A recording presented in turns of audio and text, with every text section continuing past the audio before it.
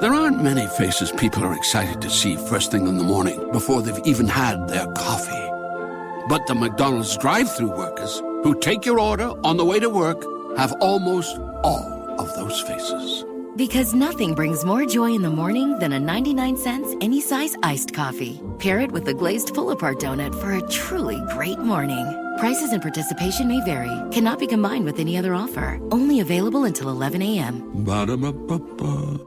With the new Chevy Silverado, you might be driving in this. But with the Silverado's redesigned interior and large infotainment screens, it'll feel more like this. Introducing the new 2022 Chevy Silverado. Find new upgrades. Find new roads. Chevrolet. Hi there, I am Adam Kirbas, and you are listening to my podcast, Literature Analysis.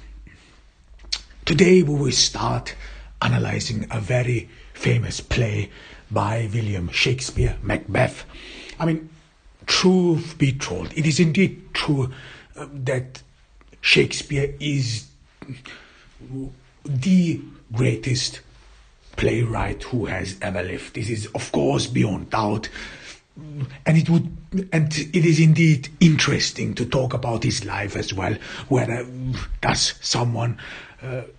Whether he really existed or not, whatever it is, I mean, this is something we will not talk about here in our podcast. I assume this has been talked about enough, and I have only watched recently a YouTube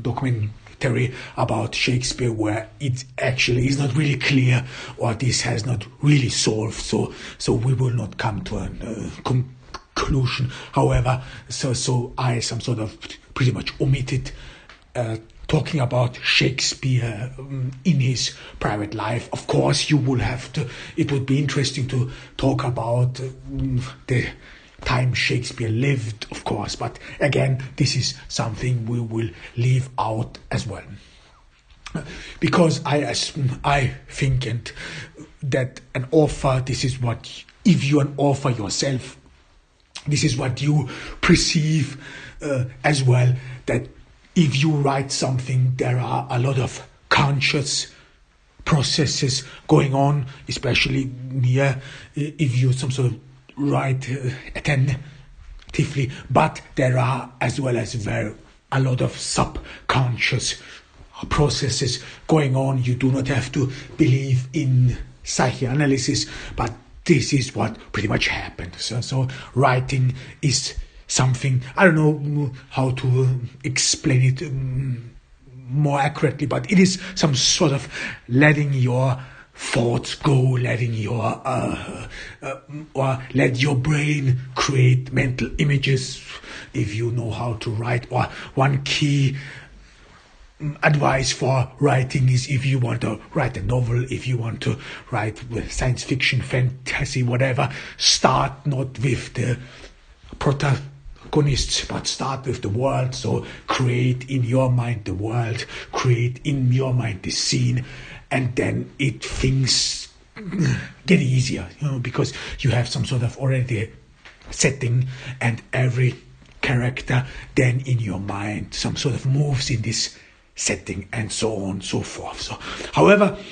But a lot of these things work independently of your conscious, well, not independently, but in a way, in a subconscious way. And this is the reason why I assume that you can some sort of separate the author from his work. I know this sounds a bit tricky, especially you will probably chide me for it, but it is something you can do indeed. So I'm just stating that the artwork of an author may be sometimes beyond his own grasp, because sometimes you are nothing but the brainchild of your generation. However, I do not say that Shakespeare was that. I mean, if you only read Shakespeare, especially Macbeth, I read Macbeth, and and I immediately started loving Shakespeare. Please note that I did not grow up in an English-speaking country. Assumably, maybe this may be some sort of a prejudice. This assumably in the English sphere, everyone knows Shakespeare. Assumably, again, this is prejudice. I don't know. People in England or in Great Britain, in North America, do nothing else but acting, playing on a stage, and so on and so forth, like Spanish or like Latinos know how to dance. English, or the English speakers know how to act. I mean, again, this is prejudice, and I'm sorry about this. However it is, but assumably everyone in the English, in Great Britain, in North America, in Australia, whatever you have, with every native English speaker, will know Shakespeare a lot. You grew up with it. This is your cultural heritage. As I grew up in Austria, there your cultural heritage is exactly Goethe, Schiller, and E.T.A. Hoffmann. What have you? So we read in Austria German literature, praise it as a cultural accomplishment, and assumably people will do this around the world as well. So, however, assumably everyone will know a lot about Shakespeare. I read Shakespeare very late, so Macbeth, and I do admit I only like Macbeth. The other plays, well, I cannot really go along with them, whatever.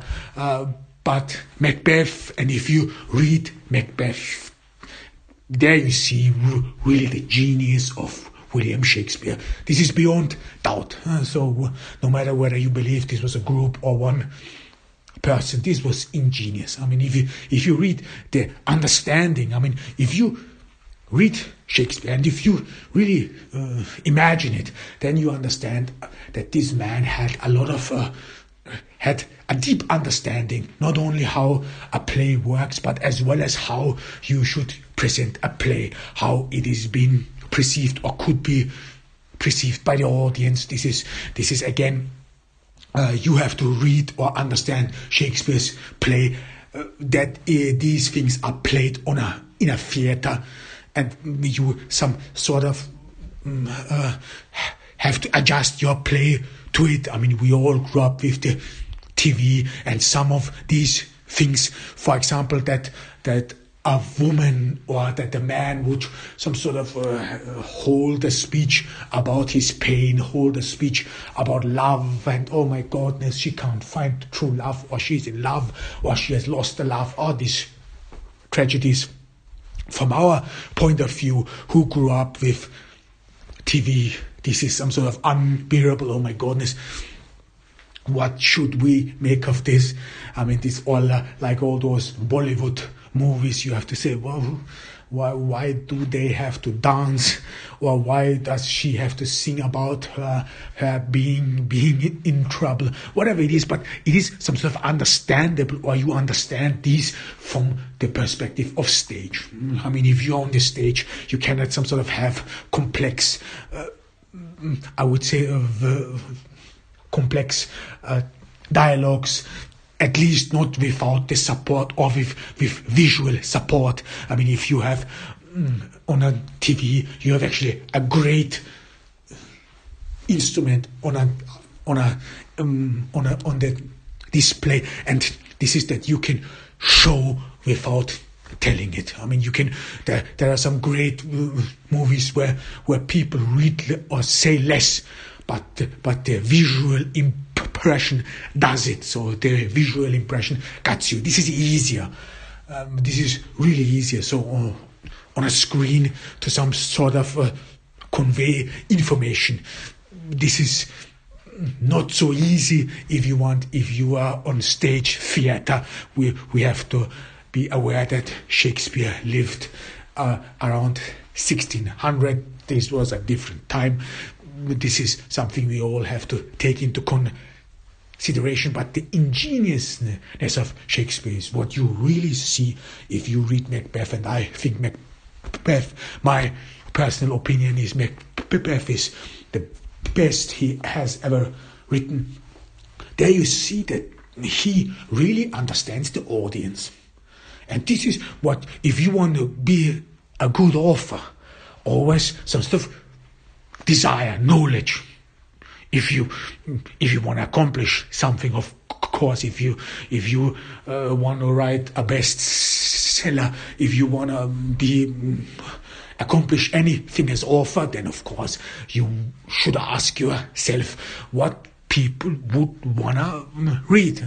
Of course, I said we have to be aware of one thing, so you do not just write because you feel yourself as a gifted artist. Well, I don't think that this will get you far. Rather, you should consider yourself as a student, and as a student you're always in constant progress, you're always in constant learning, and there you some sort of analyze other place. What we are doing right here with Macbeth, we want to improve firstly our writing. I'm an author, hopefully you are, or at least interested in writing.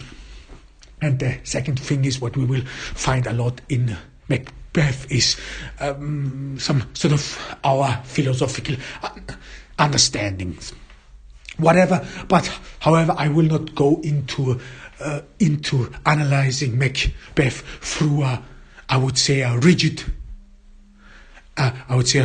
some sort of philosophical construct, which is mostly how you should analyze novels. This is what we will leave aside.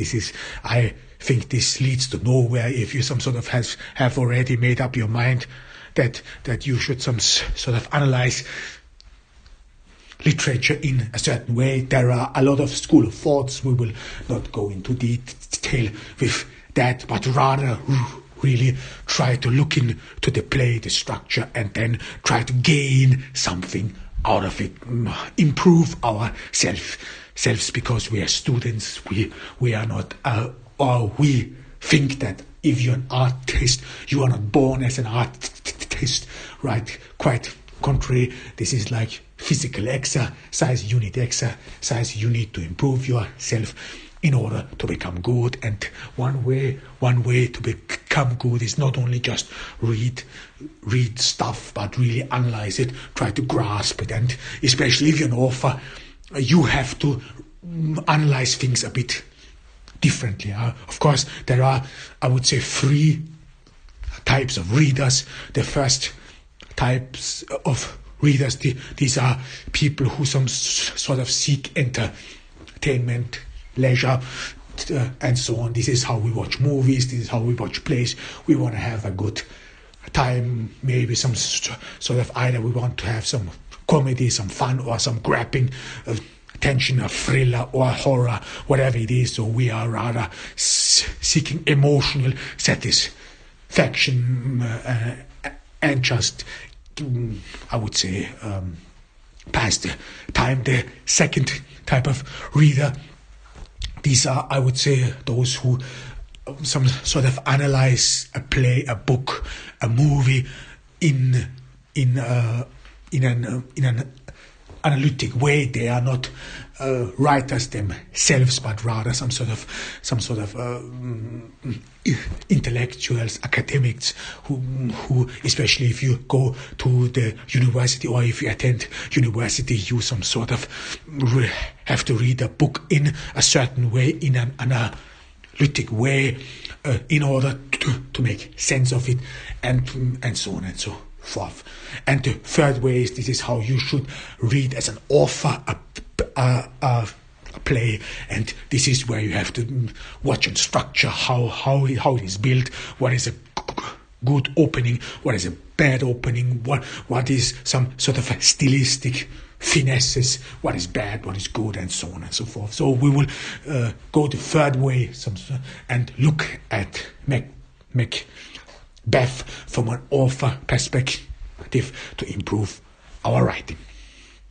So I will some sort of give us a short overview about Macbeth, assuming again that some of you may not know it. If you want to watch it, I have watched a great movie about Macbeth. This was with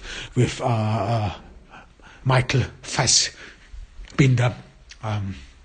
This was, I think, very good. Or there are a lot of theater scenes. I think it is smarter you some sort of watch Macbeth or listen to from the theater, so that you really see and understand why some dialogues are the way they are, because it is really meant for the theater. This was, and you can some sort of grasp the genius of William Shakespeare, because this is beyond doubt. However, Macbeth, the Thane of Glamis, who is a general, or the entire setting of the play is Scotland. I would say Scotland. I was not quite sure which century, but this should not bother us. Scotland. And there is some sort of trouble, or the play starts with war. There has been some war fought against a rebel, but as well as against a foreign invading power, Sveo, the king of Norway, who tried to some sort of invade Scotland, and those invaders and those rebels were fought back by a brilliant general, Macbeth, who some sort of gained the favor of his king, and who was prophesied that he would become king himself, and there some sort of starts this tragedy, and Macbeth, in the continuation of this prophecy, as well as in greed, he wants to become king as well, or desires to become king the moment this is being relieved, or some sort of revealed to him. Macbeth is a decent man, at least it is assumed, and even his wife thinks of him as weak because of he's decent, he's not cunning, he's not deceptive. However, he gets corrupted by power, and then he kills his king, and some sort of assumes the throne, yet he does not get satisfaction. He sees ghosts, he sees treason everywhere. He becomes a tyrant, a madman who some sort of slaughters everyone, and in the end, his reign of terror is brought to an end. This is some sort of, in a very short term, what the play is all about. And it is some sort of anti-structure with the play. We will talk about it later in detail. There are a lot of themes in the play. I mean, I would say there is you can some sort of interpret the play in many forms. We will as well as look into a psychoanalytic interpretation of one scene. I know there are some issues, whatever, but this scene within the psychoanalytic or within psychoanalysis is indeed very famous, very known. So we will have to say some words to it as well. We will try to portray this theme or the themes from many angles. So we should not leave anything out. So even though some psychoanalytic terms.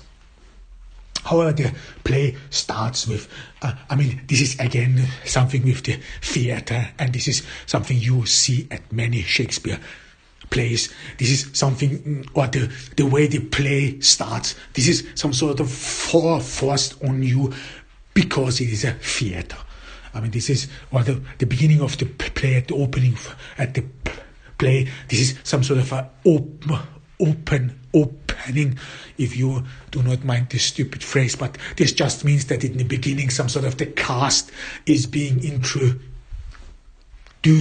to the audience, so that everyone knows who is who. These are not those great introductions or happenings we would know from the movies.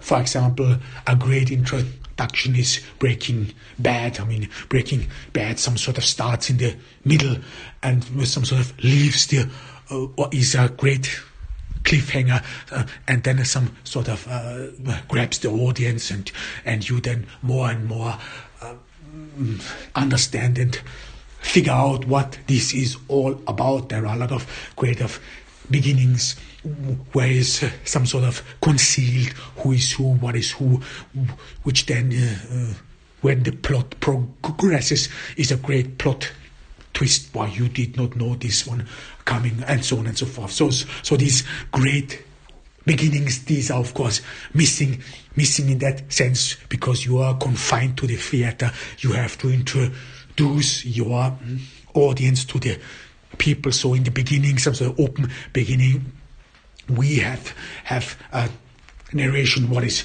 going on. This is war against Norway and war against the rebel, the Thane of Cawdor, who some sort of was with or some sort of sided with Norway in order to fight its own people. So it is an open beginning. We see the King Duncan, and we perceive the beginning from the perspective of King Duncan, who is being reported or who is some sort of briefed about the battle, who is briefed about the battle because there is still war going on, and King Duncan some sort of is being told what is going on the battle, and those or his messengers talk about Macbeth and Banquo, that they were all brave, valiant, or fought valiantly, bravely in order to preserve his throne. And here already we some sort of can or should be very aware, and this is some sort of the first theme. You have some sort of you could some sort of say it is not really a theme, but where you have some sort of this view as a king who is some sort of unsullied. He is some sort of, or his hands are not blood-sucked, because King Duncan, if you see it from a Machiavellian view, is actually a weak king in that sense. He does not fight with his man. The Norwegian King Svino does fight with his man. This is what we some sort of know in the first act. The Norwegian king, and he is with his man. He fights with his man. He takes active action in the battle, whereas King Duncan does not. So he's been briefed. His hands are not soaked in blood. This is a very key understanding, and as well as there are references to him that he's in one hand the father, the all nice father, but in the under or at the other hand he's a child. This is some sort of echoes to King Lear. In King Lear, the king himself is in one hand a father, but as well as some sort of a perennial child. And in Macbeth you have these references as well. So King Duncan, he's not with his man. He does not fight with his man. He's some sort of weak as well as feminine. This is another theme of the play, and I think what is pretty much remarkable for this age is how women are portrayed. But this is as well as the play is a lot of about masculinity, what it means to be a man, but as well as what it means to be a good king. And for that matter, Macbeth, who fights with his man, who orders his man, he is some sort of stronger as Macbeth as King Duncan. So Macbeth is general, he's with his man, and King Duncan is not. He's the father who some sort of only observes with his people. And those who know a little bit of history, especially Roman history, Terry, then you know that those generals who were with their men, who fought with their men, later always assumed the throne or let themselves be hailed as emperors. So the Roman history is full of it. So this is where we some sort of understand, but you have to be very careful so that you do not miss this part. So in the beginning there is the introduction of characters, and this is very important for us, and as well as that we get to know in what world this play is some sort of or what's the setting of this play. It's not only Scotland, but it is as well as that there is some sort of a treason going on. So that the former Thane of Cawdor, or he's still Thane of Cawdor, so the general of Cawdor has betrayed the king, and that this is some sort of a constant climate of treason, and we will later hear, especially when we some sort of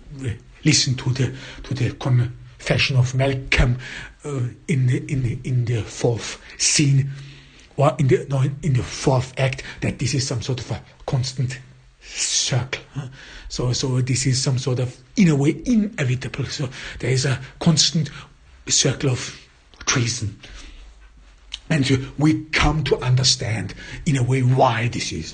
Because one thing, and this is another theme, which again echoes to King Lear, and this is sight. What you see or do not see. And King Duncan, he does not see what Macbeth does. He only is being briefed on what Macbeth does by his men, by his people, and he has to take his word for them. Later on, we have a lot of examples as well where King Duncan does not see what Macbeth sees, so he's oblivious. He's blind to what Macbeth thinks in his mind, or what Lady Macbeth thinks. So his perception is weak. So in a Machiavellian feud, you would say he is a weak king. He has no overview of his kingdom. He does not know anything about his people. Even the Thane of Cawdor, the one who some sort of joins forces with the King of Norway and who betrayed him, to whom King Duncan had an absolute trust. He was some sort of shocked in a way. He's surprised. How could this happen? How could this man, this honest, decent man, some sort of betray the king, betray his fellow countrymen?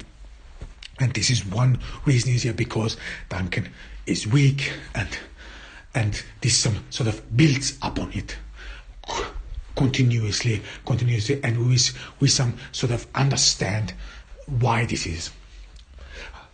However, but let's stay a little bit in the beginning. I mean, if you write a novel, or if you write a play, beginning is the key. This is pretty much important, especially if you write books. If you write books, then some people, they, let's say, without Amazon, some people, or this has probably and will be changed now due to the pandemic. But normally, before the pandemic, people would always go to a bookshop, and there some sort of read some books they wanna buy, and there mostly people would read the beginning, some part in the middle, and some of them who do not care about spoilers, the end. So this would mean that if you write a novel, if you write a book, then you have to grasp people's attention. The same is if you make a movie, if you write a screenplay, especially now with this streaming wars, with Netflix, HBO, and what have you, where there are a lot of streaming service suppliers, you some sort of grab the attention of the audience, and the beginning is key. I mean, this is understandable, and the more tension you can build in the, or not only tension but as well as suspense, the more tension you can make in the beginning, the more you will gain of it. I mean, for example, all those crime series like CSI or what have you, they always start with a murder. Yeah, this creates already a lot of suspense. However, in theater, your hands are some sort of tied, because you have to make sure that the audience some sort of has to understand you. So who is who? I mean, you don't want people some sort of be going through some troubles where they do not understand who is who, or in which relation stand every person to each other. You do not want to confuse your audience, because this is very important. The beginning is some sort of the first instance where you want the audience to follow the story, to some sort of embrace them, do not leave anyone behind. No, but really to grasp the scenes, and as well as you want to some sort of set the mood of the play. Some sort of, is this something a dark one, and this is what you really perceive in Macbeth with those three witches. I mean, this is how it starts. I mean, this is some sort of set the mood of the play, so that you understand what this is all about. And with the three witches, this is a great thing. This is especially in the first act. It is in the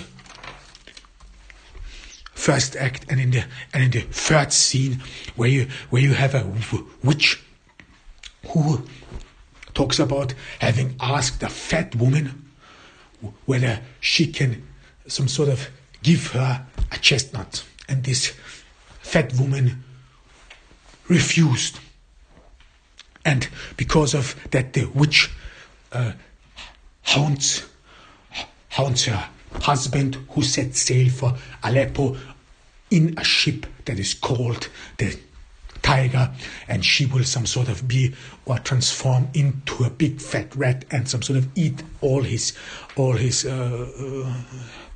food and so on, and some sort of will make his life to hell. This is some sort of in the first act. This is after this introduction of King Duncan. This is again one great theme, what we some sort of preserve or some sort of get told to. This is a theme you could some sort of say every action has a reaction, or every bad action has a consequence. Or we would in the West we would always some sort of wrongly assume, this is karma. If you are stingy, if you do not give away something, you pay the price for it. But I think the great thing is, of course, is some sort of punishment, so you do not get scot-free with anything. This is what we some sort of perceive with it. The first thing there. Then the second thing is that this fat woman who actually committed this crime in a way does not get to pay for it, but her husband some sort of has to bear the consequences. So this is another thing we have to perceive, and as well as that the ship, which is called the Tiger, so you could some sort of assume that Tiger means king of jungle, or some sort of a king, so that not even kings are above the law, are not even protected, and so on and so forth. So stinginess some sort of has consequences, and you some sort of cling with your spouse on these consequences. You could then later on we will some sort of understand or may assume, and this will transform as well, some sort of another key component of the play is sacrifice. This is very important, especially later when we meet Lady Macbeth. So what you want to sacrifice for your ambition, and child or having children is one of the biggest themes there. So you sacrifice your future in that sense, or having children for your own ambition. But this conversation with this witches pretty much some sort of sums up what the play is all about. So something has or someone has committed something which was not virtuous, or this fat woman, which we then can assume she was some sort of had enough already. She had everything she had. So she was voluptuous, and yet she still was not willing to sacrifice anything. So she was stingy, and so on. And then her husband, who is on a ship which is called the Tiger, which is probably the king, or an assumption of king, then he is punished for that as well. So, or in a very simple term, what goes around comes around. So karma is something different. Karma in the ancient understanding, in the ancient philosophy, is rather your mental setting. It is not that you are being punished for every wrong you do, but rather that you, if you have a wrong perception, if you have a wrong mental setting, then you will not be happy, and so on and so forth. So it has nothing to do with punishment per se. It is rather that karma is rather that if you do not have the right mindset, you betray yourself of the fruits of your life, if you want. So this is, we should some sort of differentiate our understanding of karma from what is really Asian understanding from karma, or the true understanding of karma, whatever it is. But some sort of the scene is some sort of set there. And of course, these are dark witches. So this pretty much we would assume here. This is cold. There's some sort of a cold atmosphere. So the audience is some sort of brought into this mood. So this is a tragedy. After all, this is war. This is blood. There's treason. The former fame of Cawdor has betrayed his king. There's blood. There's war, invasion, fear, what have you. I mean, this is a lot. And their King Duncan, who is some sort of this child, if you want, this child who is very dependent on everything around him. This is what you then later see in King Lear, and he is a weak king in a Machiavellian term, and he makes a lot of mistakes. One mistake is what we have already seen. This is here. This is that he's not with his man. Everyone who knows Roman history knows this is very dangerous. And the second thing is what then becomes apparent when Macbeth and Banquo some sort of won over the rebels and the Norwegian king, that he some sort of admits, this is very dangerous, admits to his generals that without them he would be nothing, and that they are the only ones who actually really bear the entire kingdom. And he even admits here, I could not pay you for all you have done. I mean, this is very dangerous, and in an Machiavellian term, you should never ever admit that you are solely dependent of your generals. Depend on your generals, because then you are in hell's kitchen for sure. But we have some sort of this notion, and this later when Macbeth some sort of ruminates about whether to kill Duncan or not, we some sort of pretty much perceive that Duncan is some sort of this eternal child, and he's very naive. He believes in the good in the people. He believes in everything that his children, this is what you pretty much perceive, love him, and that they would do everything for him. This is what you have in King Lear as well. I mean, when he unwisely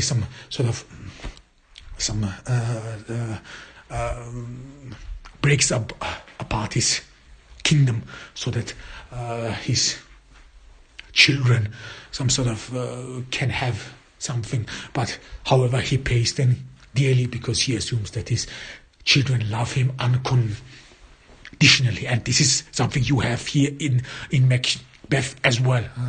He's his father, and he cannot pay anyone with a lot of gold or with a lot of wealth, but he demands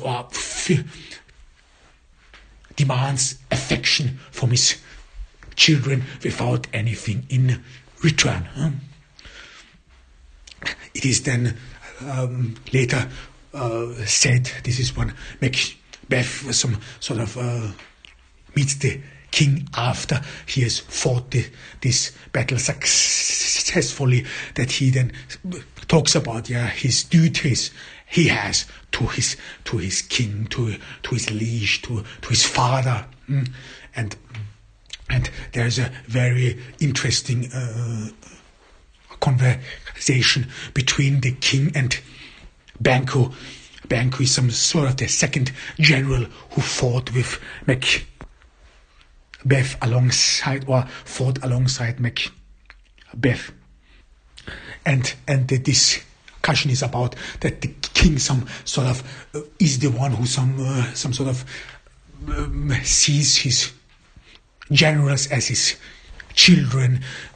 He grows them like a flower, and there Banquo says actually something very interesting, and this is, there if I grow, the harvest is your own. And this is some sort of very telling what the king says, or why people would want to dispose of the king, because Macbeth as well as Banquo or all his generals fight the war for him. They put their lives in line, whereas he is far away. He is naive. He doesn't know what's going on, but he gets all the appreciation, or gets the most of it, gets the gain of it without giving anything in return. And you have there at the beginning, or the some sort of cleavage, or the tension between material desire and love, fatherly love.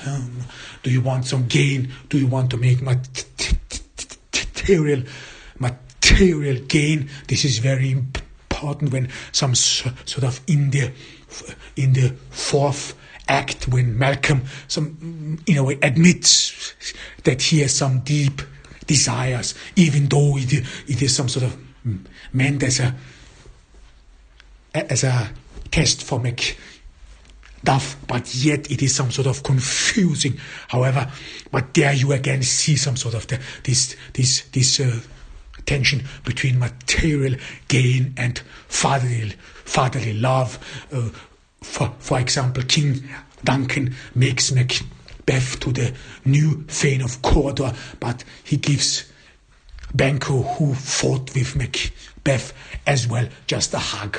This is all he is, and he weeps, and so on and so forth. So you see again his weakness. He doesn't understand anything about politics. He doesn't understand that he makes Macbeth stronger, because now Macbeth is not only the Thane of Glamis, but as well as of Cawdor. So he gains a lot of power, whereas Banquo, who seemingly seems the more virtuous man, some sort of gains nothing.